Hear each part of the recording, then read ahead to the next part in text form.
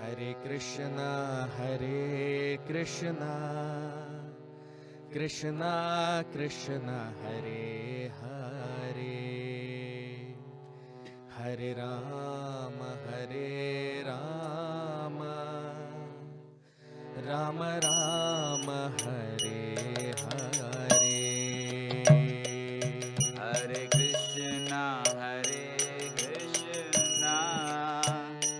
Krishna Krishna Hare Hare,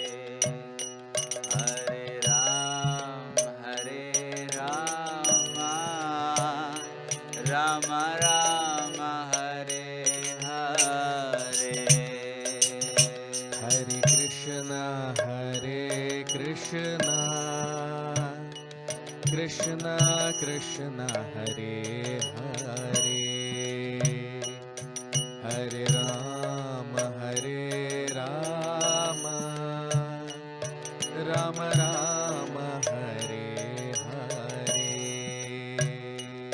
Hare Krishna, Krishna Krishna Hare Hare, Hare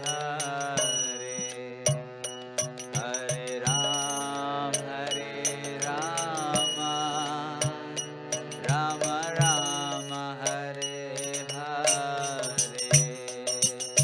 Hare Krishna, Krishna Krishna Hare Hare, Hare Rama,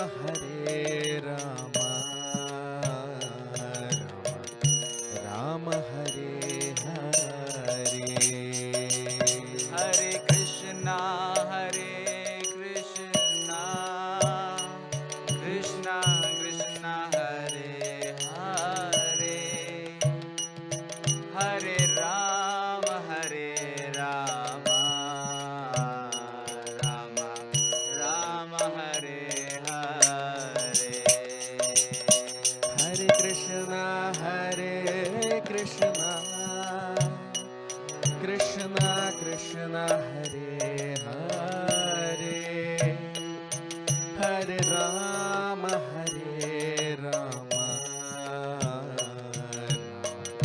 Rama Hare Hare.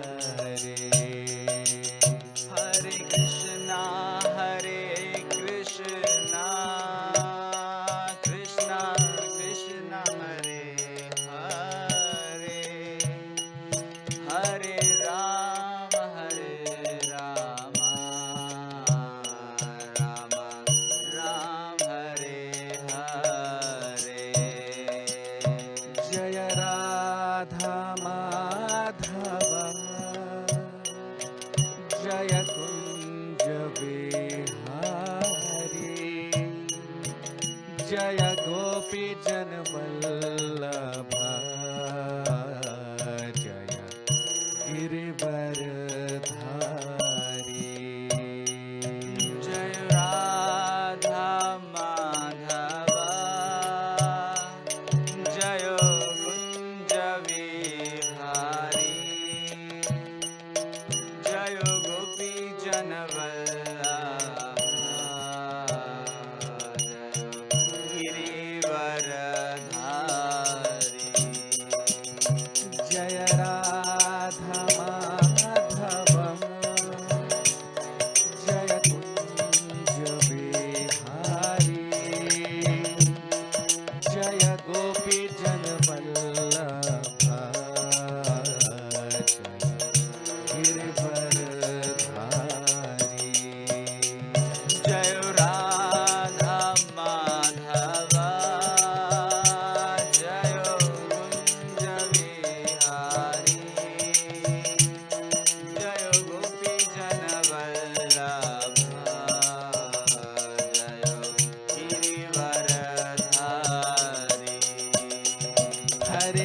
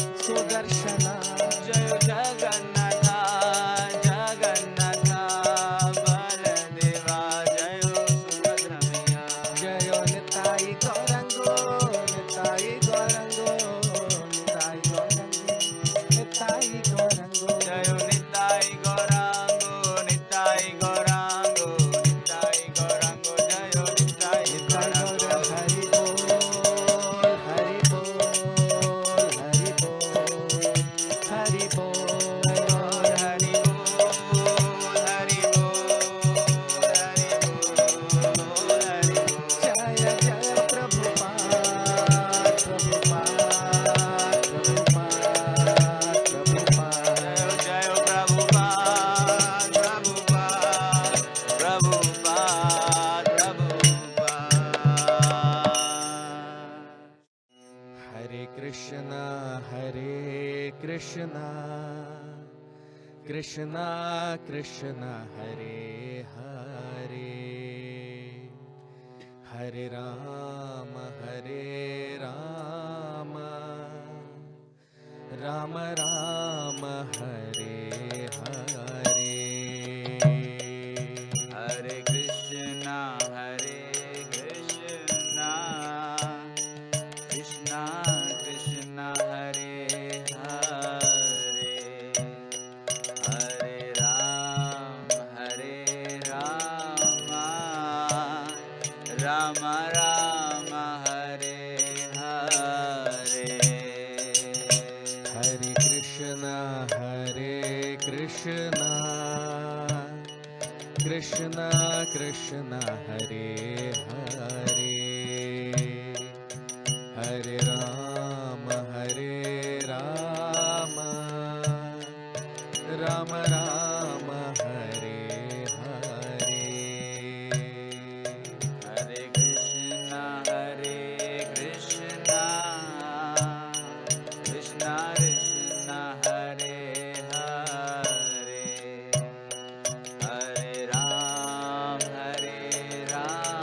Rama, Rama Rama, Hare Hare. Hare Krishna, Krishna Krishna Hare Hare, Hare Rama,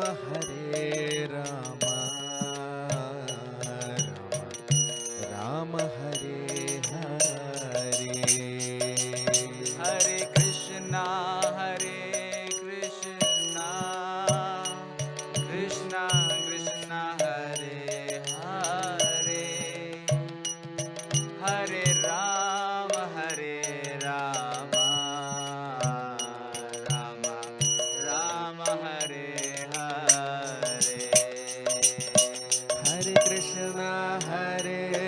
Krishna, Krishna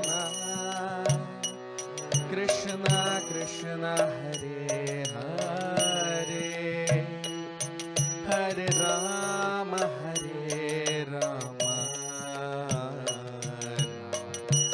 Rama, Hare Hare. Hare Krishna,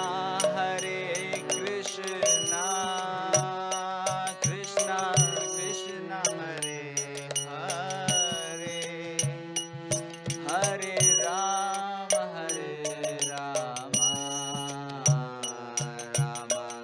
Rama, Hare Hare. Jaya Radha Madhava, Jaya Kunja Vihari, Jaya Gopi Janvallabha, Jaya Girivaradhari. Jai Radha Madhava, Jai Kunja Vihari, Jai Gopi Janvallabha, Jai Girivaradhari.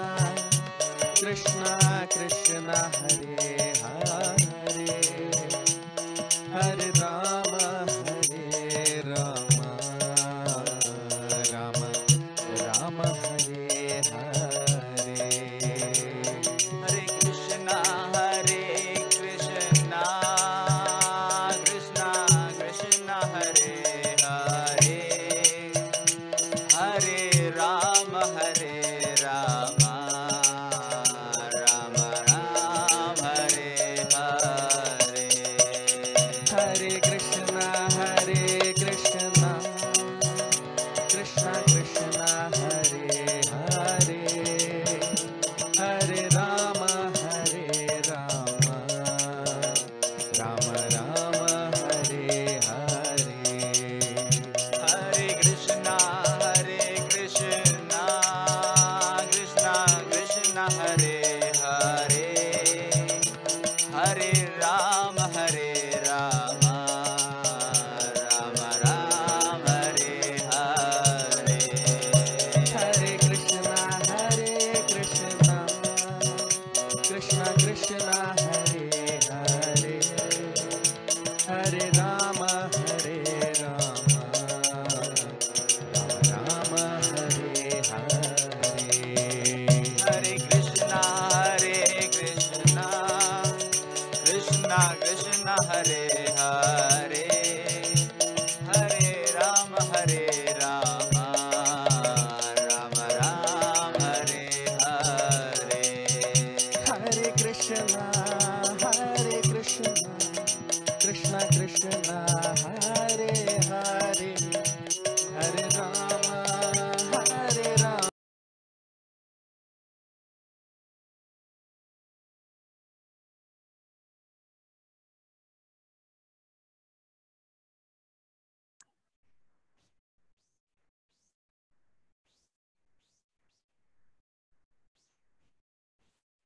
Hare Krishna.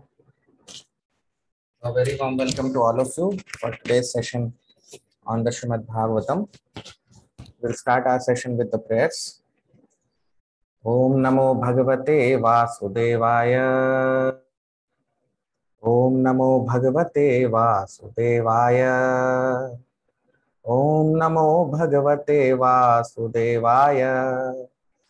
Narayanam Namaskritya Naram Chaiva Narottamam Devim Saraswatim Vyasam Tato Jayamudirayeet Nashtaprayeshva Bhadreshu Nityam Bhagavat Sevaya Bhagavati Uttama Shloke Bhaktir Bhavati Naishtiki.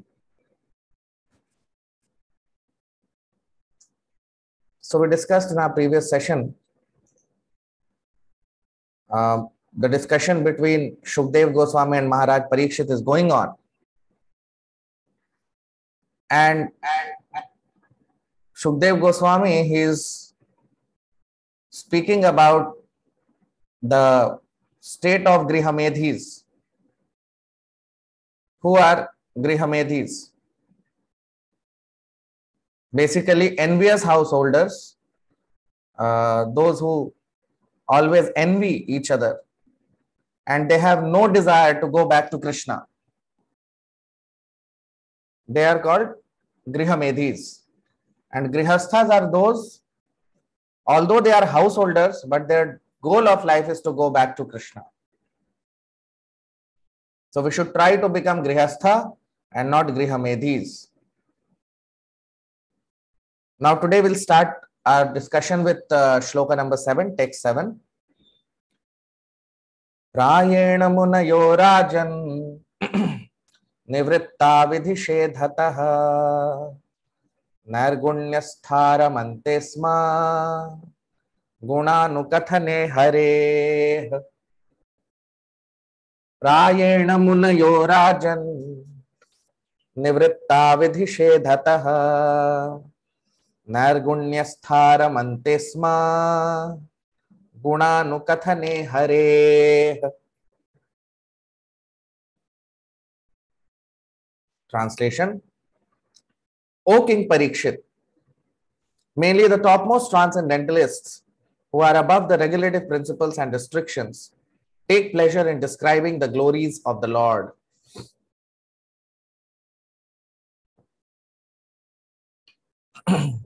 Now you see, what is Shukdev Goswami telling here? He's saying that prayena means mostly, generally. We generalize, no? Generally speaking. So mostly or generally, Munayo Rajan.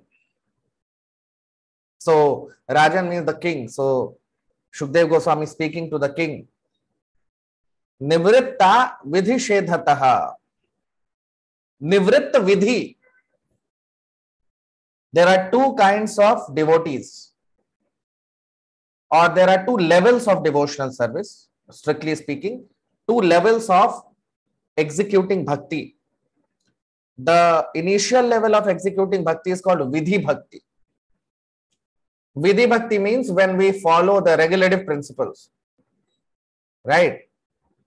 We follow the rules and regulations given by the spiritual master. It's like a patient, a patient in the beginning when he goes to the doctor. So he is given some medicine, some prescription by the doctor, some do's and do nots. You have to do this, you don't have to do this. So many things are prescribed by the doctor. Now, if a patient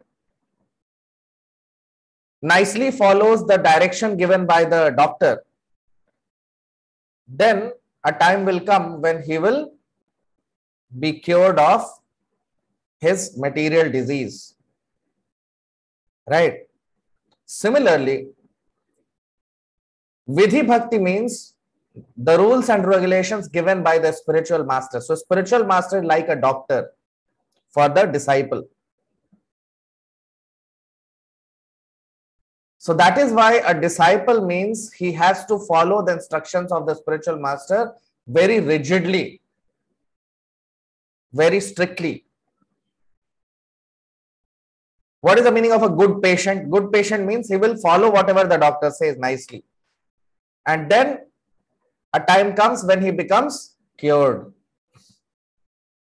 Now, our natural condition is healthy condition, isn't it? Diseased condition is temporary for some time, right? Similarly, our natural condition is, our natural state of life is spiritual. We are all eternally servants of Krishna. Jiver Swarupa Krishner Nitya Das. The Swarupa or the spiritual constitutional position of every living entity is that he is a servant of Krishna, right? Jiver Swarupa Krishner Nitya Das.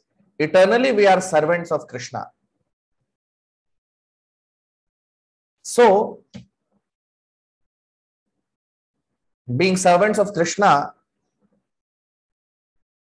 is our original constitutional position. And we are not this body, we are a spirit soul. Our original identity is spiritual identity. Most of the people, those who are engaged in material activities, those who are too much engrossed in material activities, they don't realize hundreds and thousands of times the Shastras, Bhagavad Gita, Bhagavatam is telling, get above material condition, get above material life. Asatoma, Satgamaha, move to spiritual life. People are not interested. What can the scriptures do? What can the spiritual master do? A disciple has to follow what he says. If they don't follow, then what will the doctor do? If a patient does not follow, what will the doctor do? Isn't it? So that is why vidhi bhakti. So that's what here it is mentioned. Nivritta vidhi shedhataha. So vidhi shedhataha. Shedhata means restrictions. So vidhi bhakti means when we follow rules and regulations given by the spiritual master and the Vedic scriptures. Then what happens when we follow vidhi bhakti? When a patient, he follows the prescriptions given by a doctor, what happens? Slowly he becomes cured from the disease, isn't it? Gradually. It will not happen in one day. Like disease does not come in one day. It takes time to become diseased.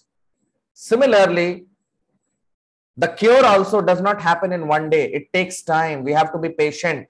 That's why the word patient is used for a person who is diseased. He is called a patient. Why? Because he has to patiently execute the rules and regulations given by the doctor. He has to take the medicine given by the doctor patiently. He cannot think that today I have started taking medicine and tomorrow I'll be cured. No. It's not a 1 day or 1 hour or 1 minute affair. No. Now, this material disease of ours is since times immemorial. Since many millions of lifetimes we have been in this material condition of life. Dog life, cat life, human life, animal life. We don't know how many lifetimes we have been conditioned by this material existence. And that's why it is called Bhava Rog. Bhava Rog. Bhava Rog means material disease. So we are materially diseased. So to become free of this material disease, we require medicine. What is the medicine is given here in this shloka? You see on your screen. Prayena munayo rajan nivritta vidishedhataha nargunyastharamante sma gunanukathane hare. You see, now when you take the medicine, you become cured of the disease, isn't it? Once you become cured of the disease, you come to your healthy condition. Spiritual life means healthy condition of existence.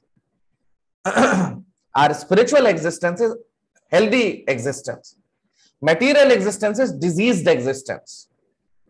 Right? So, once you are in healthy condition, then you are not required to follow the rules and regulations. Right? Then you will automatically follow the rules. Isn't it? So when a person is diseased, recently I met a person. So he was telling about his brother. So his brother became a drug addict. He became conditioned. He became addict of drugs. So then he had to be sent to rehabilitation center. And there he was treated for 6 months. And now after his rehabilitation, he told that he will never take drugs again. Now there is no restriction for him. Right? When he was in rehabilitation center, there was restriction. He cannot keep mobile. He cannot go out. Why all these restrictions were there? So that he stops taking drugs. But now that he is cured from the disease, drug addiction, now he has got no taste in drugs. He will not take again. Why? Because he is back to his healthy condition. So, you see, the word used here in the shloka, all of you can see on your screen, is Nivritta Vidhi. Nivritta Vidhi. Nivritta means to become free from, to rise above. Above what? Vidhi Shedhataha. A person who is transcendental or who has become cured, they are called liberated souls. Jivan Mukta, living entities. They have followed the rules and regulations, and they have become, now their disease is cured. Their material disease is gone now. So they are called liberated souls. Right? So those who are liberated souls, they are not required, they will automatically follow the rules and regulations. They don't need to be told that you have to follow this, you don't have to follow that. No. You have to do this, you don't have to do this. All rules and regulations are not required for them. Why? Because they are cured now. They will never commit sinful activities again. Why? Because they have developed higher taste of Krishna consciousness. So here it is mentioned that Prayena Munayo Rajan, that my dear king Shukdev Goswami is telling that Nivritta Vidhi. So those people who have risen above the Vidhi or the rules and regulations of the scriptures, Nargunyastha Ramante Sma. They are situated on Nargunyastha, means they are situated on Nirgun platform. Nargunya. Nargunya. Gunya means the three modes of material nature: Sattva Guna, Rajo Guna, and Tamo Guna. So Nargunya means who rises above these three modes. Guna means material. Material world means three gunas, three modes. Guna, Sattva Guna, Rajo Guna, Tamo Guna. Mode of goodness, mode of passion, mode of ignorance. So material world means Guna. Gun actually means ropes which bind you. Guna means ropes which bind you in this material world. So one who is free from gunas means he is untied now. He is free from the ropes. Right? So he is now no more affected by the three modes. And that's why they are called liberated. Liberated means free.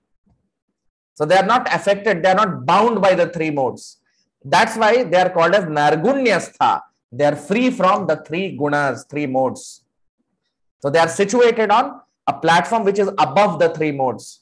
And that platform is called Nargunya platform, or it is also called as Vasudev platform.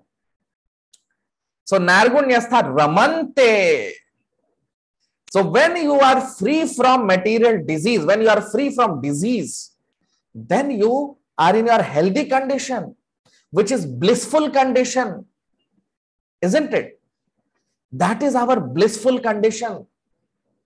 That's why the word Ramante is used. Ramante means pleasure.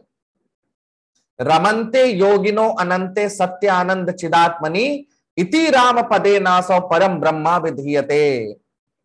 So those who are pure devotees, that take pleasure in Krishna. Ramante. Ramante. Gunanukathane. In what? They take pleasure in what? In Gunanukathane Hare. In Guna Anukathane. Guna means the qualities or the glories. Kathane means katha. Gunanukathane means glories of whom? Hare Krishna. Glorifying the qualities, glorifying the pastimes, glorifying the activities of Hare Krishna. So those who are cured, those who are liberated souls, they take pleasure in glorifying Krishna. They take pleasure in glorifying Krishna. Just imagine. Just imagine. The Srimad Bhagavatam is actually relished by liberated souls.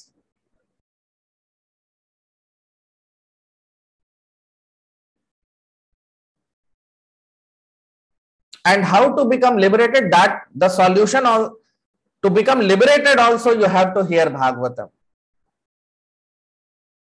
Right? Even to become liberated, you have to hear Bhagavatam.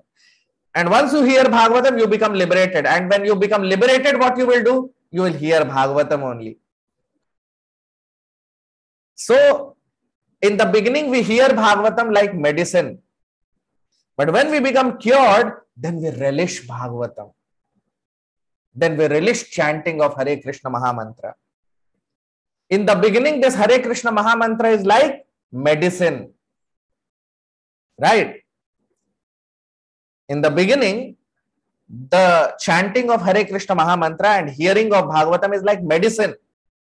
Even though sometimes we may feel, I don't want, today I don't want to chant, today I don't want to, still we do it. Why? Because it's medicine. Every day we recite, no? Nashta prayeshu bhadreshu nityam bhagavat sevaya. You see on your screen. Nashta prayeshu bhadreshu nityam bhagavat sevaya. So what is told here? Nashta prayashu abhadreshu, all the abhadras, all the impurities within the heart will get destroyed by hearing Bhagavatam daily, nityam.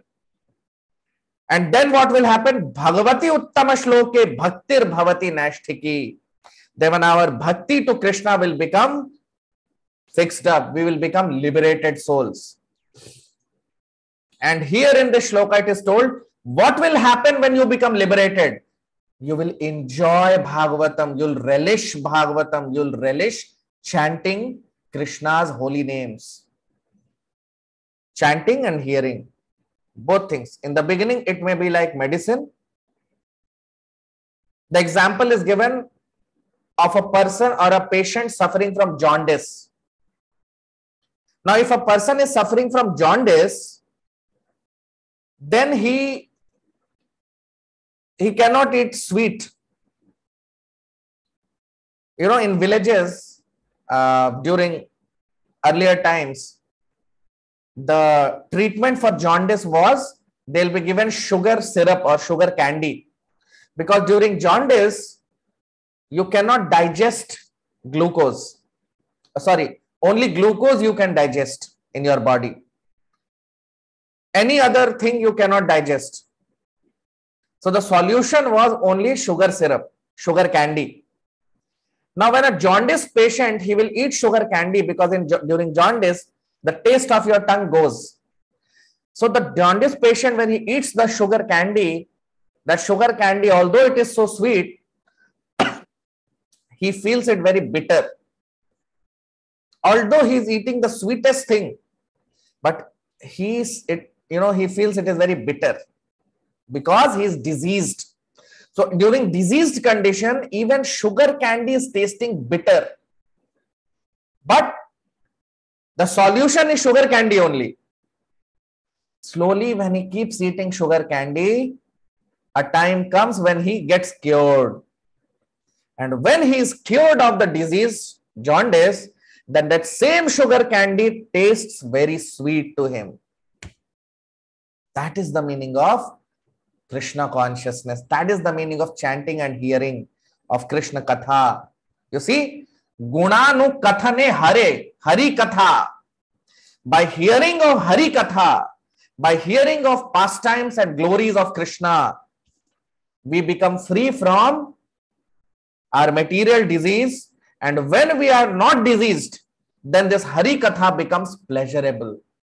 In the beginning, it is medicine like sugar candy. For a jaundice patient, in the beginning, it is like medicine. But after he is cured, that same sugar candy he relishes. Right? So, when we are liberated, we relish Bhagavatam. That is the highest perfection of human life. To take pleasure in hearing Bhagavatam and chanting of Hare Krishna Maha Mantra, Shravanam and Kirtanam. That is the highest perfection of human life, when we can take pleasure in chanting and glorifying Krishna. And that's what is mentioned here in this shloka by Shukdev Goswami. Now text states, shloka number 8. Idam Bhagavatam Nama Puranam Brahma Sammitam Adhitavan Dvaparado Piturdvaipayanadaham. Idam Bhagavatam Nama Puranam Brahma Sammitam Adhitavan Dvaparado Piturdvaipayanadaham. Translation. At the end of the Dwapar Yuga, I studied this great supplement of Vedic literature of the name Srimad Bhagavatam, which is equal to all the Vedas from my father, Srila Dvaipayan Vyasadev. Now you see, Shukdev Goswami is talking about his history, how he became a liberated soul, how he became a lover of Krishna, how he rose above the three modes.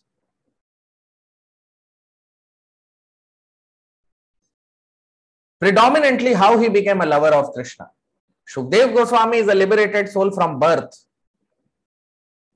But even liberated souls, when they hear Krishna Katha, they become lover of Krishna. That is spoken here by Shukdev Goswami. You see, Idam Bhagavatam Nama. The name of this scripture is Bhagavatam. You see, Idam Bhagavatam Nama. The name of this literature is Srimad Bhagavatam. Okay. Puranam Brahma Samhitam. And this Puran means history. There is not, nowadays people call our Vedic scriptures as mythology. It's nonsense. It's not mythology. It's history. You see, what is mentioned? Puran. Puran means history. So there is the history of Krishna and his pure devotees. Brahma Sammitam. Brahma Sammit. Sammit means it is the essence of all the Vedas. Brahma means Vedas are also called as Brahman. And this material world is also called as Brahman. Krishna is also called as Brahman. We are also called as Brahman. Everything is Brahman. But Krishna is called Supreme Brahman, Para Brahman. Because everything is emanated from Krishna. Because everything has emanated from the Supreme Lord. That's why everything is called as Brahman. And because he is the cause of everything, he is called as Para Brahman. Right? So Brahma Sammitam. Brahma Sammitam means the essence of everything. The essence of all the Vedas, the essence of all knowledge is Srimad Bhagavatam. Just imagine the potency of Srimad Bhagavatam. Srimad Bhagavatam is the essence of all knowledge. There is nothing greater than Srimad Bhagavatam. This is Brahma Sammitam, the essence of all knowledge. Adhitavan Dwaparado. And this was spoken at the end of Dwapar Yuga. Dwapar Ado. Dwapar means Dwapar Yuga. And Ado means the beginning of Kali Yuga. Dwapar Ado. Adhitavan. It was spoken in the beginning of Dwapar Yuga by whom? Pitur, my father. Pitu means my father. Pita. My father. Dvaipayanadaham. I heard it from my father, Srila Vyasadeva. Right? So, Srimad Bhagavatam and Bhagavad Gita, these are Brahma Samhitam. Brahma Samhitam means like Brahma Samhita we heard. That is why it is called Brahma Samhita, because spoken by Lord Brahma. But here the word is used Brahma Samhitam. It's not Samhita. It is Samhitam. Samhita means essence of all the Vedas. That is Srimad Bhagavatam. So Shukdev Goswami, he is giving a very special, is giving a very special importance to the hearing of Srimad Bhagavatam from his father. He never said that I realized Bhagavatam automatically. No. He's saying, I heard it from my father. This is the way we understand, this is the way we hear Bhagavatam. From a pure devotee, from spiritual master. Right? You cannot study Bhagavatam at home and you can realize Bhagavatam. No. Bhagavad Gita and Srimad Bhagavatam cannot be realized at home. Sitting at home and reading. We can never realize. This can only be realized by hearing from realized souls. By hearing from pure devotees. By hearing from a person like Srimad Bhagavatam. Like Vyasadeva. That is the way we understand Bhagavatam. For example, any department of science, for example, medical science or engineering, you cannot say that I have read all the medical books, so I am a doctor. No. You cannot sit at your home, purchase all the medical books and you study all the medical books and then you can claim that you can practice. No, no, you cannot do that, because all the medical books are available in the market. No, so any person can purchase all the medical books and he can become a doctor. No, one has to get admitted in a medical college and he has to study medicine under the guidance of doctors and professors. And then when they authorize him, a stamp is put, then he becomes a medical practitioner. One cannot at his home become a medical practitioner. No. He has to learn it from his predecessor or his previous doctors or professors. Right? So, Srimad Bhagavatam is the masters of spiritual life. It's the postgraduate study of spiritual life, and we cannot understand Srimad Bhagavatam simply by studying ourselves. No. We have to hear it from a person who is a Bhagavat, who is a pure devotee of Krishna, who is a lover of Krishna. Only then we can also become a lover of Krishna. Right? So Shukdev Goswami is telling his fortune, that he was fortunate. He received Srimad Bhagavatam since his birth from his father. Right? He studied Srimad Bhagavatam under the guidance of his father. Now, not everyone is as fortunate as Shukdev Goswami, isn't it? How many of us have heard Bhagavatam from our father? No one. Nowadays, fathers and mothers are not interested in teaching Bhagavatam. They are interested in teaching material science, engineering, medicine, all these nonsense. Father and mother are not interested in Bhagavatam. But you see, Shukdev Goswami's father, Shukdev Goswami heard Bhagavatam from his father. Right? So, Srimad Bhagavad Gita and Srimad Bhagavatam. Bhagavad Gita is the sound incarnation of Krishna. Right? It's the sound incarnation of Lord Krishna, because spoken directly by Lord Krishna. These are transcriptions of the words spoken by Krishna. That is Bhagavad Gita, transcription. Whatever Krishna spoke was written down. And Bhagavatam is the highest truth of Lord Krishna. Bhagavad Gita is spoken by Krishna, and Bhagavatam is the highest truth of Lord Krishna, spoken by Srimad Bhagavat, Sri Vyasdev, under the guidance of his spiritual master, Narad Muni. How Vyasdev wrote Bhagavatam under the guidance of his guru, Narad Muni, and how Shukdev Goswami learned Bhagavatam from his father, Vyasdev. So this is called disciplic succession. This is called parampara, lineage. And in this way, we understand Srimad Bhagavatam. And that's how Shukdev Goswami heard and learned Srimad Bhagavatam. And he is anyway liberated soul, but by hearing Bhagavatam, he became a lover. He became mad after Krishna. He became a lover of Krishna. So that's what we are seeing here in the Srimad Bhagavatam. So all of you can like the video, comment on the video. We'll stop here. We'll continue our discussion in the next session. Thank you so much. Hare Krishna. Thank you very much.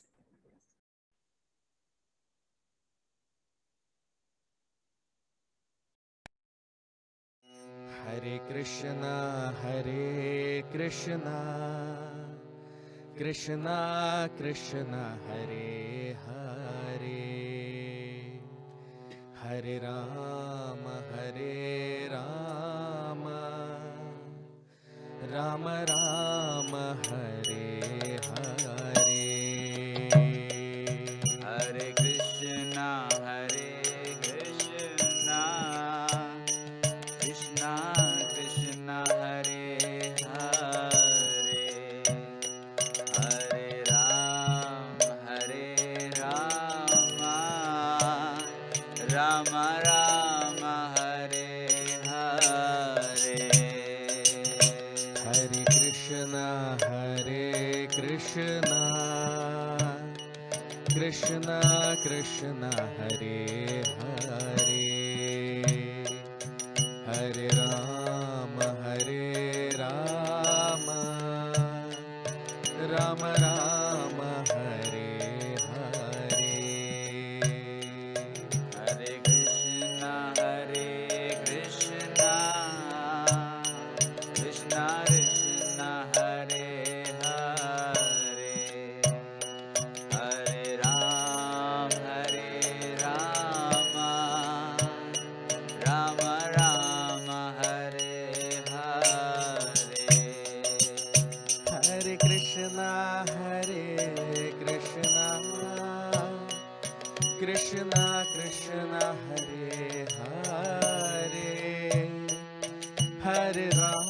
Ram हरे राम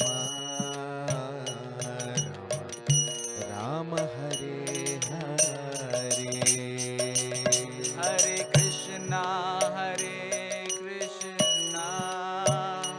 कृष्णा कृष्णा हरे हरे, हरे राम राम राम हरे हरे। हरे कृष्णा कृष्णा कृष्णा हरे हरे, हरे राम राम हरे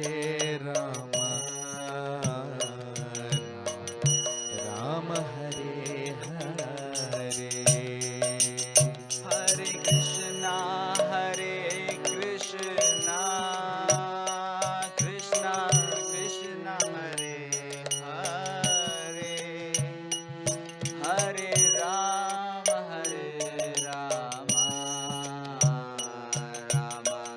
राम हरे हरे। जय राधा माधव जय कुंज बिहारी, जय गोपी जन वल्लभ जय गिरिवरधारी। जय राधा माधव जय कुंज विहारी, जय गोपी जन वल्लभ गिरिवरधारी। जय राधा माधव जय कुंज बिहारी, जय गोपी जन वल्लभ जय गिरिवरधारी। जय राधा माधव जय कुंज विहारी, जय गोपी जन वल्लभ जय गिरिवरधारी। हरे कृष्णा कृष्णा कृष्णा हरे हरे, हरे राम राम राम हरे हरे। हरे कृष्णा कृष्णा कृष्णा हरे।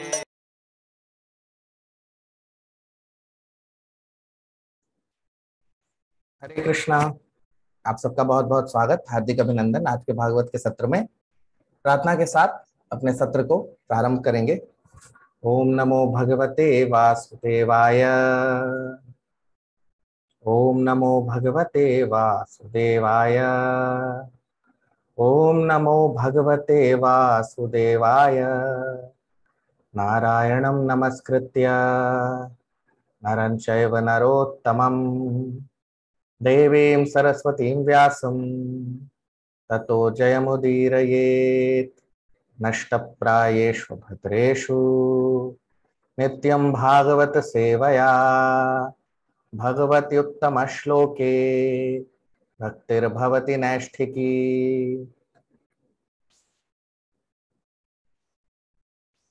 तो हमने देखा अपने पिछले सत्रों में कि किस तरह से भगवान सुखदेव गोस्वामी जो हैं वो भगवान के बारे में बता रहे हैं। अब बताना उन्होंने प्रारंभ किया है और उन्होंने दो तरह के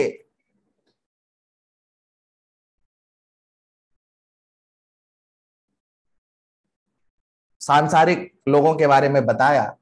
एक तो जो गृहस्थ होते हैं और दूसरे गृहमेधी। तो गृहमेधी वो लोग होते हैं जो जिनके घर होते हैं, जो पति पत्नी सब रहते हैं, लेकिन वो हमेशा एक दूसरे से ईर्ष्या करते हैं और उनके जीवन का लक्ष्य सिर्फ इंद्रिय तृप्ति होता है। उन्हें गृह मेधी कहते हैं। और गृहस्थ कौन होते हैं? जो भले ही घर पे रहते हैं, पति पत्नी सब लोग रहते हैं, लेकिन उनके जीवन का लक्ष्य होता है भगवान को पाना। अब आज हम शुरू करेंगे अपनी चर्चा को 7वें श्लोक से, दूसरे स्कंद के पहले अध्याय के 7वां श्लोक। प्रायेण मुनयो राजन निवृत्ता विधिषेधतः नैर्गुण्यस्थारमन्ते स्म गुणानुकथने हरे। प्रायेण मुनयो राजन निवृत्ता विधिषेधतः नैर्गुण्यस्थारमन्ते स्म गुणानुकथने हरे। ट्रांसलेशन, अनुवाद। O King Parikshit, mainly the topmost transcendentalists who are above the regulative principles and restrictions take pleasure in describing the glories of the Lord. अब हम इसका अनुवाद देख लेते हैं हिंदी में। तो सुखदेव गोस्वामी कह रहे कि हे राजा परीक्षित, मुख्यतः जो सबसे उत्तम भागवत हैं, जो सारे विधि और नियमों से ऊपर हैं, वो ही भगवान के कथा में, कृष्ण कथा में उन्हें आनंद आता है। अब आप देखिए क्या कह रहे हैं सुखदेव गोस्वामी। कह रहे हैं कि प्रायेण मुनयो राजन, हे राजन। प्रायेण का मतलब होता है मुख्यतः, प्रायः। हम कहते हैं ना प्रायः, ज्यादातर, अधिकतम, अधिकतर। तो प्रायण का मतलब मुख्यतः, अधिकतर। मुनयो राजन, हे राजन, हे राजा, ऐसे लोग जो निवृत्ता विधिषेधतः, निवृत्त विधि।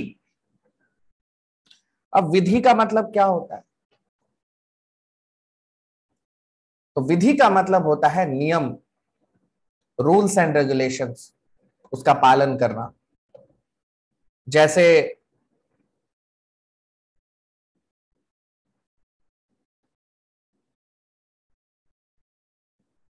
जब एक रोगी होता है तो वो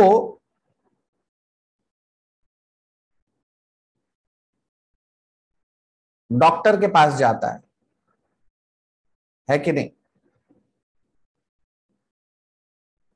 तो डॉक्टर उसे कुछ नियम बताता है, ये करो, ये खाओ, ये मत खाओ, ऐसे करो, सुबह ऐसे करो, ये करो, वो करो, बहुत सारी चीजें बताता है। कुछ चीजें बोलता है करो, कुछ चीजें बोलता है छोड़ दो, है ना? तो ये सब नियम कहलाते हैं, उसको पालन करने होते हैं क्योंकि वो रोगी है ना? तो जो रोगी है उसकी वास्तविक स्थिति रोगी की नहीं है। वास्तविक स्थिति में तो हमारी वास्तविक स्थिति क्या होती है? रोगी स्थिति तो थोड़े समय के लिए होती है, हमारी वास्तविक स्थिति स्वस्थ अवस्था होती है कि नहीं?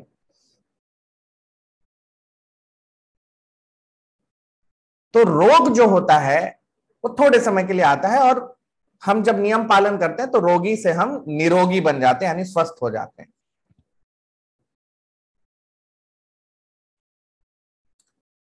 उसी तरह से हम जिस अवस्था में अभी हैं, भौतिक जगत में जो लोग होते हैं, मुख्यतः ज्यादातर लोग, हम सबको भी एक रोग है जिसको कहते हैं भव रोग। क्या कहते हैं?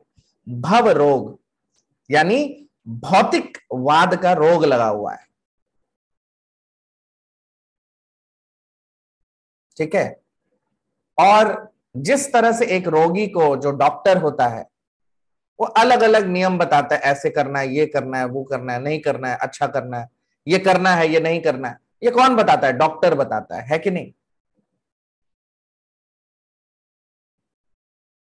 और जो रोगी होता है, जो डॉक्टर बताता है उसको, उसे उसको अच्छे से पालन करना है। अगर वो नहीं पालन करेगा तो उसका रोग नहीं होगा, सही नहीं होगा, उसका इलाज नहीं हो पाएगा। लेकिन लक्ष्य ये नहीं होता है कि हमको नियम पालन करने, ये अंततः ये लक्ष्य नहीं है। नियम पालन इसलिए करना है ताकि वो निरोगी हो जाए, ताकि वो स्वस्थ हो जाए। लेकिन एक बार वो स्वस्थ हो गया, फिर वो नियम अपने आप पालन करता है कि नहीं। जैसे अभी कुछ दिन पहले मुझे कोई मिला था, वो उनके भाई के बारे में बता रहे थे कि उनका जो भाई था वो कुछ नशा करने लग गया, कुछ ड्रग्स लेने लग गया। तो उसे उन्होंने नशा मुक्ति केंद्र में भेजा। तो नशा मुक्ति केंद्र में उसको बंद कर दिया गया। वो ना बाहर जा सकता है, ना वो कुछ खा सकता है, ना कुछ वो कर सकता है, और ना उसको मोबाइल दिया गया, कुछ नहीं, सब कुछ हटा दिया गया। और 6 महीने तक वो नशा मुक्ति केंद्र में बंद रहा। लेकिन जब वो उससे मुक्त हो गया, जब उसकी बीमारी चली गई, अब उसको बोलने की जरूरत नहीं है कि अब तुम ड्रग्स मत लो, अब वो नहीं लेगा कभी। उसने जब बाहर आया तो उसने कहा अब मैं जीवन में कभी नहीं लूंगा। क्यों? क्योंकि उसे अब पता चल गया कि अब वो अपने वास्तविक स्थिति में आ गया। तो वास्तविक स्थिति में अब उसको लेने, अब वो नहीं लेगा कभी। लेकिन जब वो रोगी था तो उसको नियम पालन करने पड़े।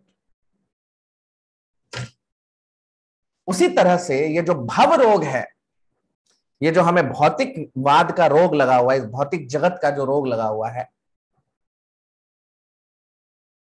इससे मुक्त होने के लिए भी दवाई बताई गई। तो यहां पे आप देखिए इस श्लोक में क्या कह रहे हैं। प्रायेण मुनियो राजन निवृत्ता विधि शेधतः। विधि का मतलब होता है, जो भक्ति होती है उसके 2 आयाम होते हैं। पहला आयाम होता है विधि, उसको कहते हैं विधि भक्ति। विधि भक्ति मतलब हमको अपने गुरु के बताए हुए नियमों को बड़े ही कठोरता से पालन करना होता है, उसे कहते हैं विधि भक्ति। जब हम पूरे कठोरता से अपने गुरु के बताए हुए नियमों का पालन करते हैं,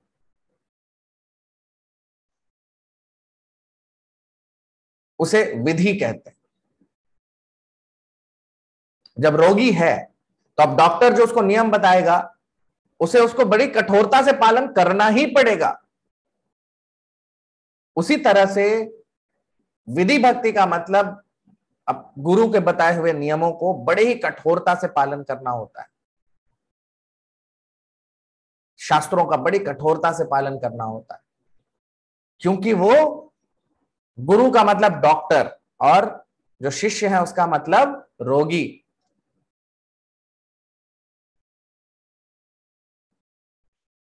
तो जिस तरह डॉक्टर के बताए हुए नियमों को हमें बड़ी कठोरता से पालन करना होता है, तो जब हम विधि भक्ति यानी भक्ति के जो प्रारंभिक जो स्टेज होती है, जो शुरुआती स्टेज होती है, उसमें हमें भी सारे नियमों का बड़ी ही कठोरता से, बड़ी ही श्रद्धा के साथ उसका पालन करना होता है। और जब रोगी सारे नियमों का अच्छे से पालन करेगा और दवाई सही से लेगा, ठीक से लेगा, तब क्या होगा? तो देखिए कह रहे हैं निवृत्ता विधि शेधता, वो निवृत्त हो जाएगा विधियों से, यानी फिर नियम पालन करना उसके लिए दुखदाई नहीं होगा, क्योंकि फिर वो अपने आप नियमों का पालन करेगा।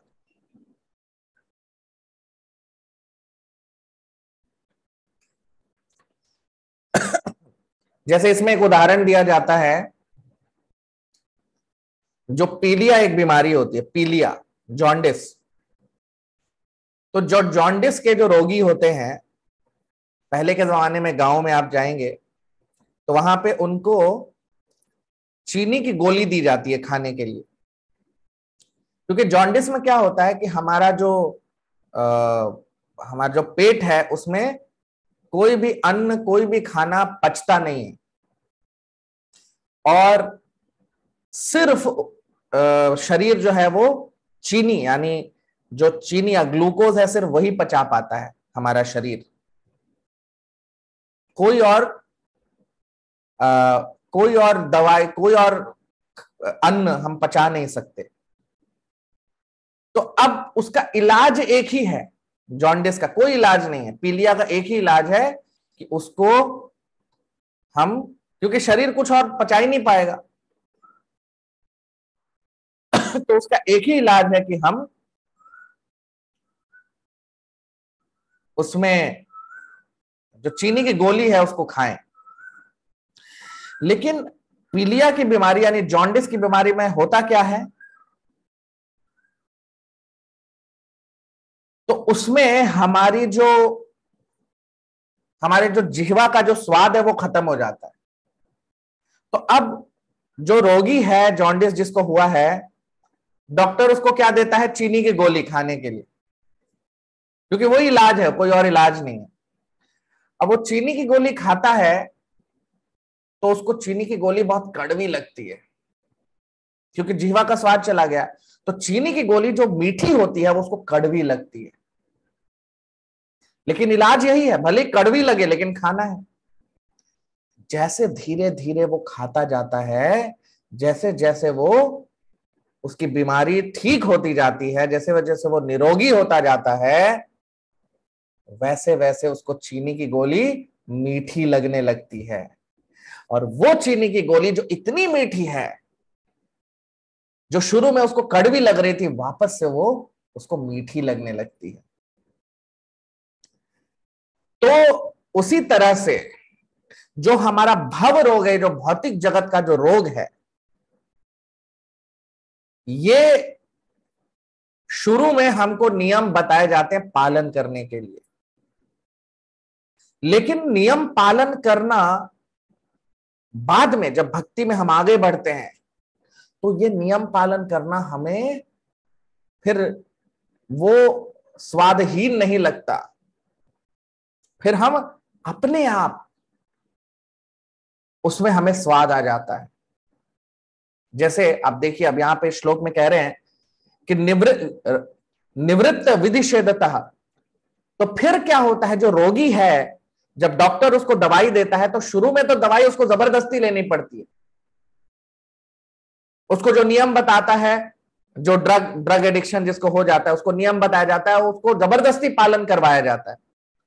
लेकिन जब वो उससे निरोगी हो जाता है तो वो स्वयं पालन करता है उसको, फिर उसको जबरदस्ती नहीं किया जाता। लेकिन रोगी को सब उसको धैर्य रखना बहुत महत्वपूर्ण है, धैर्य रखना पड़ेगा। ऐसा नहीं है कि आज दवाई लेना शुरू किया और कल हमारी बीमारी सही हो जाएगी, नहीं, समय लगता है, क्योंकि बीमारी होने में भी तो समय लगता है, तो उसको इलाज में भी और उसके निवारण में भी समय लगेगा। तो ये जो भौतिक रोग जो हमको लगा हुआ है, भव रोग जिसको कहते हैं, करोड़ों जन्मों का है, आज का नहीं है। ऐसा नहीं कि आज ही हो गया है, कई जन्मों से हमको ये रोग लगा हुआ है। तो इसका रोग का जो निवारण है उसमें भी उतना ही समय लगता है।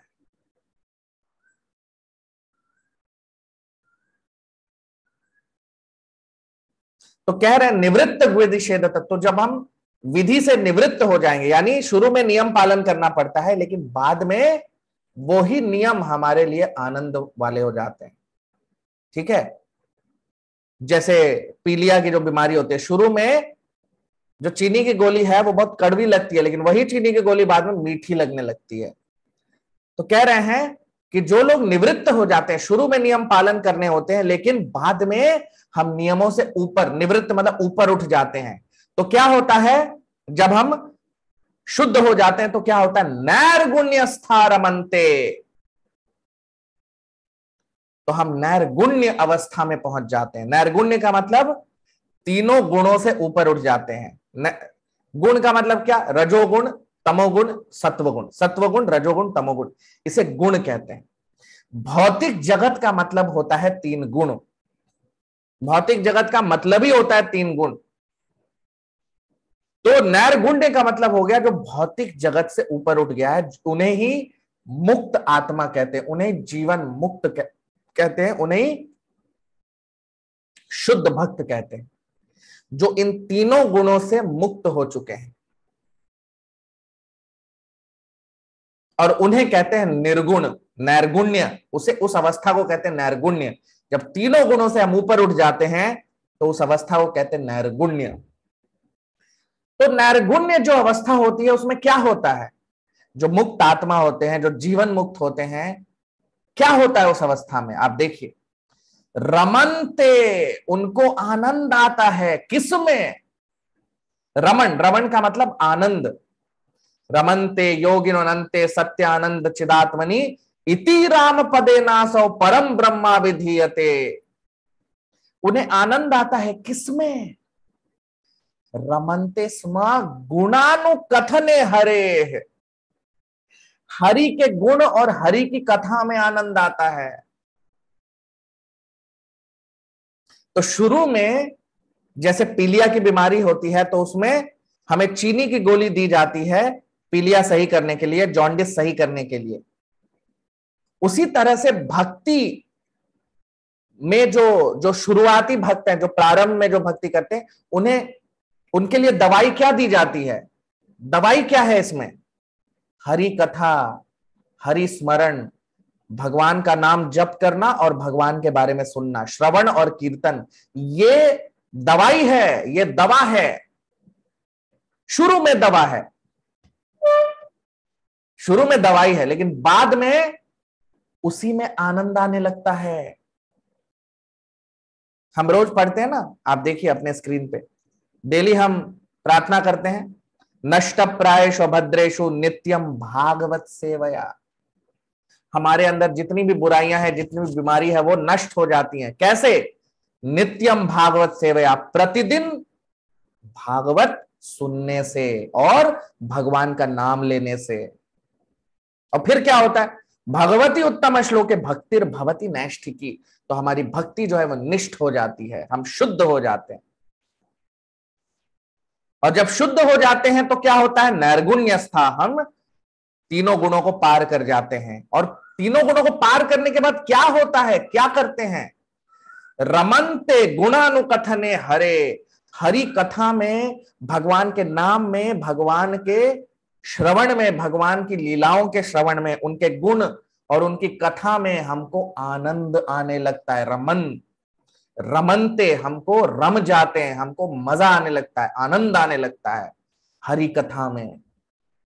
तो यही दवाई भी है और यही गंतव्य भी है। जो शुरुआती भक्त होते हैं उनके लिए यही दवाई है, हरि कथा और भगवान का नाम।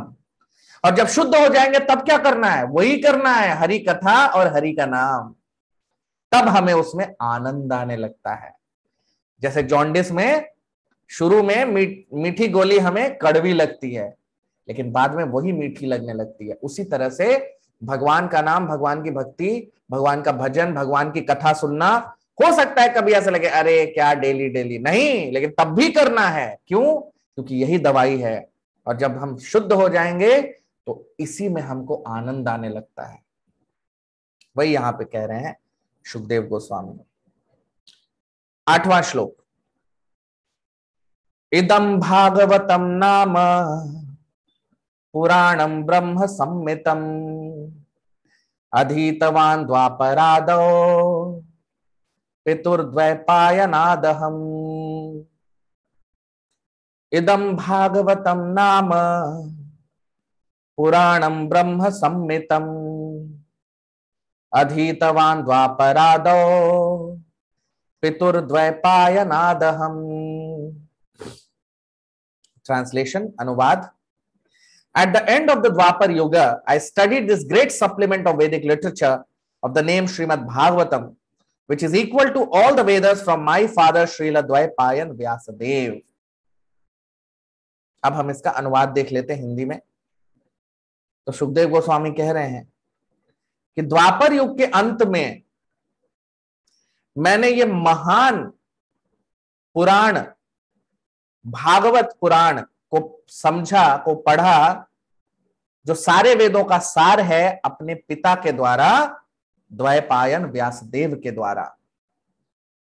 अब आप देखिए, इदम भागवतम नाम, कि ये जो पुराण है जो मैं तुमको बोल रहा हूं परीक्षित, इसका नाम है भागवतम। देखिए, इदम भागवतम नाम, इसका नाम क्या है? भागवतम। ठीक है। पुराणम ब्रह्म संहितम, ये पुराण है।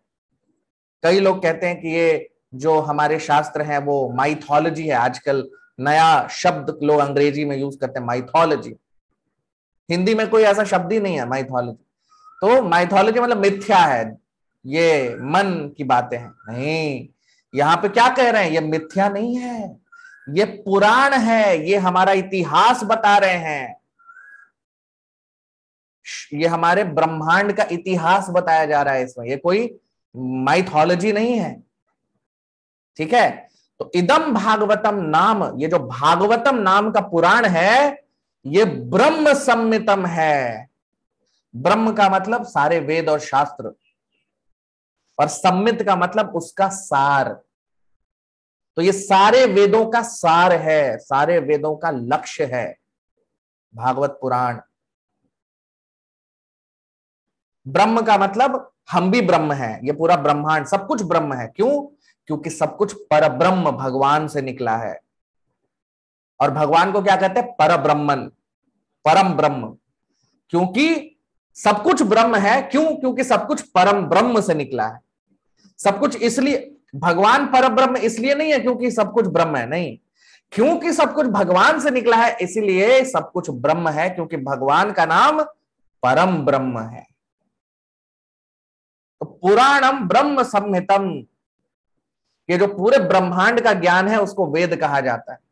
और सारे वेदों का जो लक्ष्य है, गंतव्य है, जो सार है, वो है भागवत पुराण, जो इस श्लोक में सुखदेव गोस्वामी बता रहे हैं।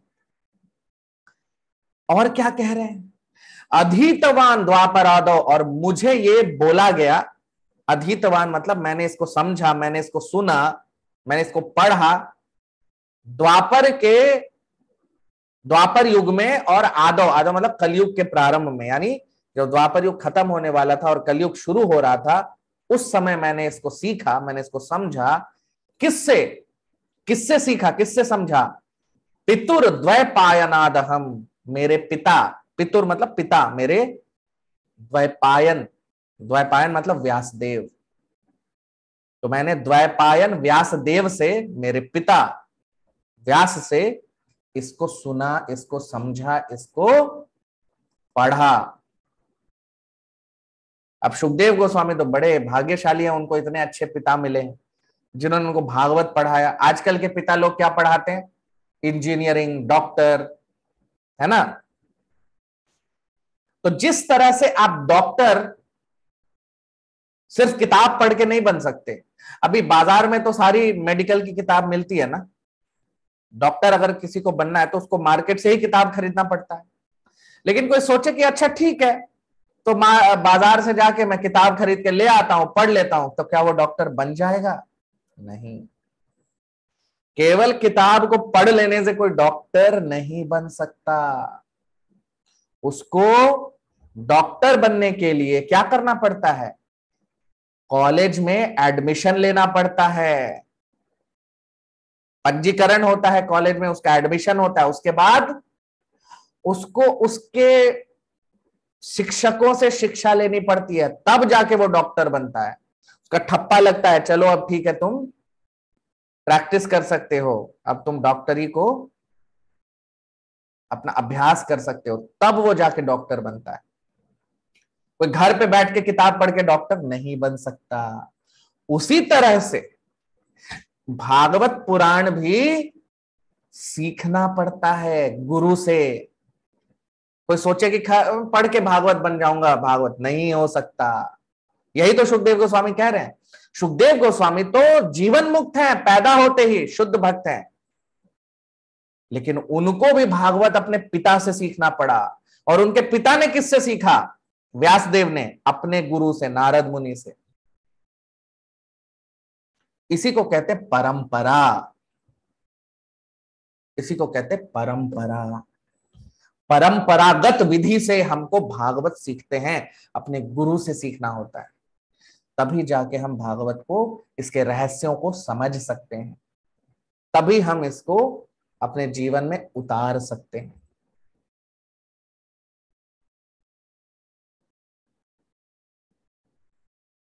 तो भागवत की विद्या इस तरह से ली जाती है। कोई सोचे कि बस मैं भागवत को बस पढ़ लूंगा और समझ जाऊंगा, ऐसा नहीं होता। तो भगवत गीता और भागवत दोनों, भागवत का ब्रह्म संहितम में दोनों आ जाते हैं। ये जो ब्रह्म संहितम शब्द का प्रयोग किया है, इसमें दोनों आते हैं, भगवत गीता और भागवत। अब भगवत गीता जो है वो भगवान का शब्द अवतार है, क्योंकि वो भगवान की वाणी है, भगवान की वाणी का अवतार है। जो भी भगवान के मुख से निकला है वो भगवत गीता है कि नहीं। और भागवत पुराण क्या है, वो भगवान का, इसको कहते हैं पोस्ट ग्रेजुएट स्टडी, यानी मास्टर्स है ये। तो ये हम अपने आप पढ़ के नहीं मास्टर्स बन सकते, इसको गुरु के माध्यम से सीखना होता है, परंपरागत विधि से सीखना होता है। और इसीलिए भगवत गीता और भागवत दोनों, भगवत गीता भगवान की वाणी, भागवत भगवान साक्षात, तो ये दोनों हम परंपरागत विधि से सीखते हैं, और जैसे सुखदेव गोस्वामी यहां पे सीख रहे हैं। कोई सोचे कि अपने घर पे बैठ के हम बस भागवत पढ़ के सीख जाएंगे, नहीं। पढ़ना अलग है और जीवन में उतारना अलग है, और वो तभी होता है जब हम एक शुद्ध भक्त से इस ज्ञान को लेते हैं, जो यहाँ पे सुखदेव गोस्वामी ने लिया अपने पिता से। तो वही हम यहाँ पे देख रहे हैं।